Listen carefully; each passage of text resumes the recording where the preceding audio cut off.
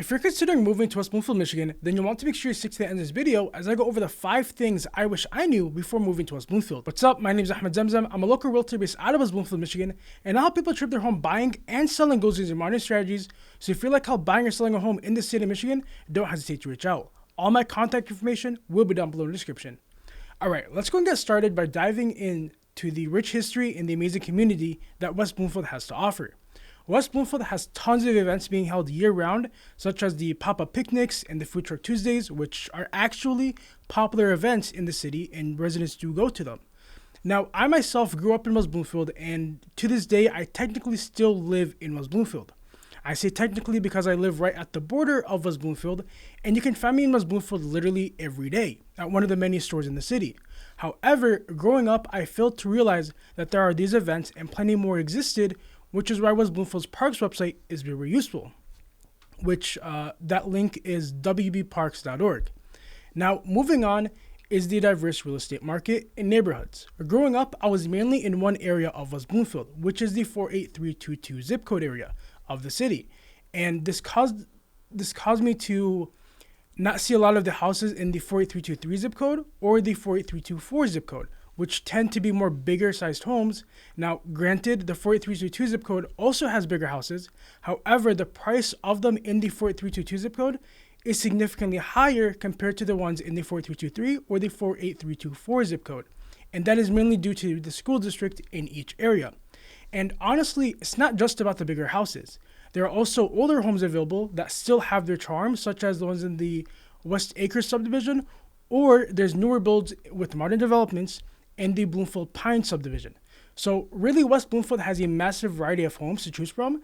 And if you just like to move into the city for, let's say, work, for example, convenience to work, or to just be near amenities, well, then you'd be looking at least $250,000 to get into a decent condo, which those do exist as well.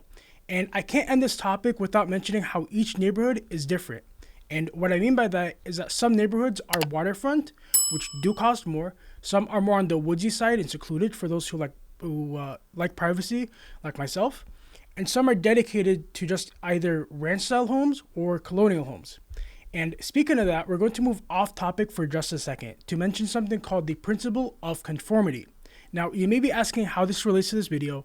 Well, frankly, it relates to your entire purchase, not just this one video. Here's why. The principle of conformity is basically this rule that states that the value of a house maximizes when all the homes in the area or the subdivision are of the same style and use. This basically means that if you have 2 to 3 mansions in the middle of a subdivision full of ranches, then that mansion is not going to be priced at its maximum value because it's pretty much one of the outliers in the subdivision. So that's definitely something to keep in mind as you look for a new home. Moving on, let's discuss the abundance of outdoor activities. West Bloomfield is referred to by some of the residents as the Lake Township of Oakland County because it has 24 lakes such as Cass Lake, Walnut Lake, and Middle Streets Lake. All of these lakes provide amazing scenery, and you can often find residents boating or jet skiing around the city. Now, there's also several parks in West Bloomfield, but the most popular one is Marchbank Park, which offers walking trails, picnic areas, and children's playgrounds, alongside many other activities. And if that's not enough, there's also the West Bloomfield Trail, which is a multi-use pathway that offers opportunities for walking, jogging, and biking, while showcasing the area's natural landscapes. So there are many more outdoor activities to be done in West Bloomfield, so definitely check out wbparks.org and you'll find plenty of amazing things to do with family and friends. Now, moving on is the convenient location and amenities. West Bloomfield is situated in a prime location close to basically anything you may need, as long as, as you're not far away from Orchard Lake Road or Pontiac Trail, which are on 2 different sides of the city. But this also allows you access to amenities regardless of what part of the city you move into, as you also have access to major highways such as I-696 and M5.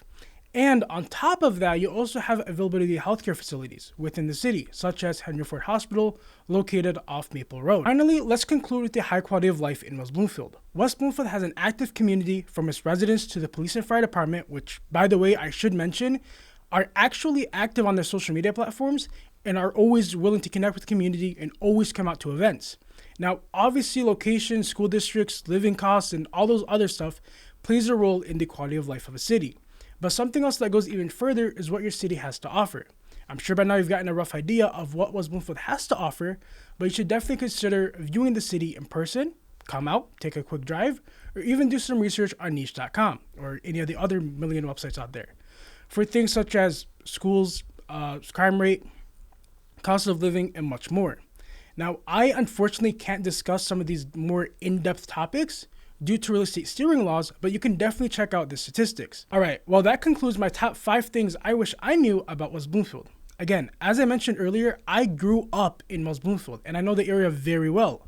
Therefore, if you need any assistance buying or selling a home in West Bloomfield or need help in a neighboring city, feel free to reach out. All my contact information will be down below in the description. And I'll see you guys next time.